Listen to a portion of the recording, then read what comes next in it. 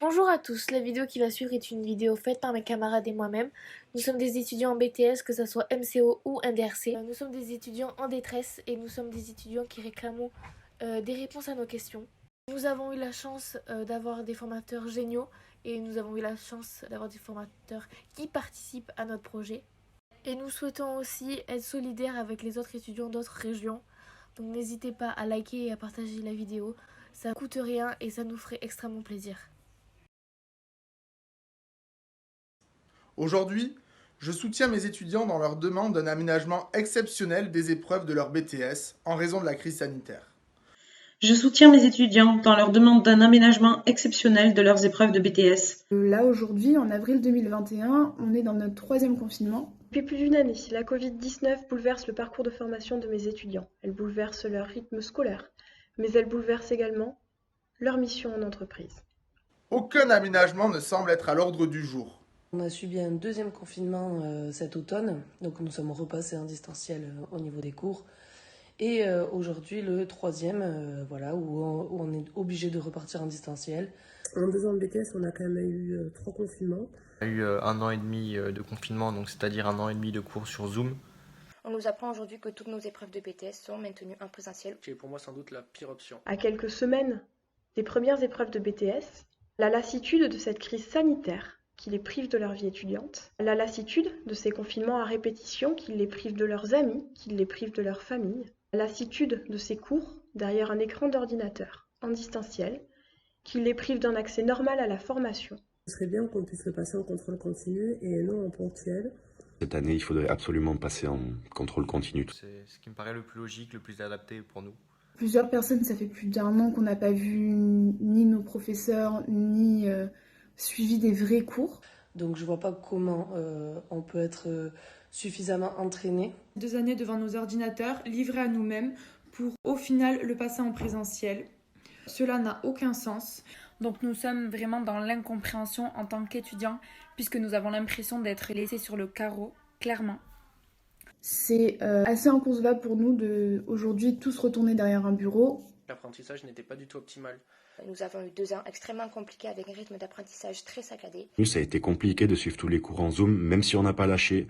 On a continué de fournir ce travail-là, on a continué de s'accrocher, d'être solidaires entre nous, puisqu'on était tous dans le même bateau. Depuis plusieurs semaines, différents protocoles sont mis en place par l'Éducation nationale, mais ces derniers ne concernent jamais le BTS. L'an dernier, au bout d'à peine 1 mois de confinement, le gouvernement avait décidé d'annuler les épreuves du BTS. Les étudiants ont pu bénéficier d'une annulation de leurs épreuves, au profit de leur dossier scolaire, et ça après seulement 1 mois de confinement.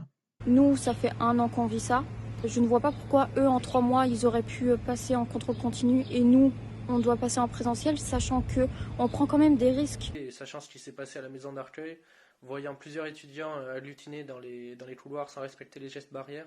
Et nous, on devrait prendre le risque de contaminer nos familles, d'autres candidats. Certains étaient positifs ou cas contact. Aller passer nos examens quand on a peur pour notre famille, quand on a peur pour notre entourage, c'est assez incompréhensible. Si nous sommes contaminés au cas contact du virus, nous sommes dans l'obligation de nous présenter à notre épreuve sous peine d'obtenir un 0. On me demande de choisir entre la santé et l'éducation. Devoir choisir entre avoir mon BTS et rendre ma famille malade, c'est quelque chose que je ne pensais pas un jour devoir décider. Mais bon, à savoir, c'est que c'est le ministère de l'Éducation qui force ces derniers à être égoïstes, au risque de perdre 2 années de leur vie. On nous répète depuis 1 an qu'on est en guerre. On est envoyé au front, du coup, sans avoir le choix. On impose, du coup, à un personnel médical d'avoir encore plus de charges de travail qu'ils n'en ont déjà. On nous parle constamment de guerre, on utilise des mots hyper importants. Moi, c'est quelque chose que je comprends pas, que j'aimerais comprendre, mais j'aimerais que des décisions soient prises et qu'on puisse passer en contrôle continu. C'est donc pour ça qu'aujourd'hui, nous, les étudiants en BTS, on demande au gouvernement et au ministre de l'Éducation, M. Blanquer, d'ouvrir les yeux sur la situation actuelle des étudiants. Moi, je veux me sentir écouté, je veux être écouté. Nous attendons une réponse de votre part, ne nous laissez pas dans l'ombre, ne nous abandonnez pas, et voyez comment c'est dur d'avoir 20 ans à notre époque. On estime qu'il est légitime, à l'heure actuelle, de demander le contrôle continu, au vu des impacts que la pandémie a eus. Cette incertitude, elle est grandissante. et elle est envahissante. Et mes étudiants ne sont pas seulement sacrifiés, heureusement, ils sont également engagés. Aujourd'hui, je leur témoigne mon soutien.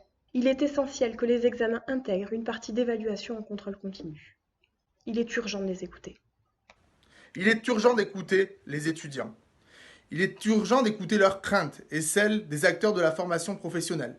Il est urgent de prendre des décisions et d'intégrer enfin une part de contrôle continu dans les épreuves du BTS. Alors ne serait-ce pas le moment de les rassurer, d'enfin les écouter et de leur proposer une solution claire et surtout plus juste, comme intégrer le contrôle continu dans leurs épreuves. J'espère vraiment que notre gouvernement prendra ses responsabilités et qu'il va enfin soutenir cette jeunesse qui a soif de réussite et qui ne manque pas de courage et de vaillance. Nous attendons donc une solution claire et cohérente avec les restrictions sanitaires mises en place à travers le pays. À bon entendeur, salut.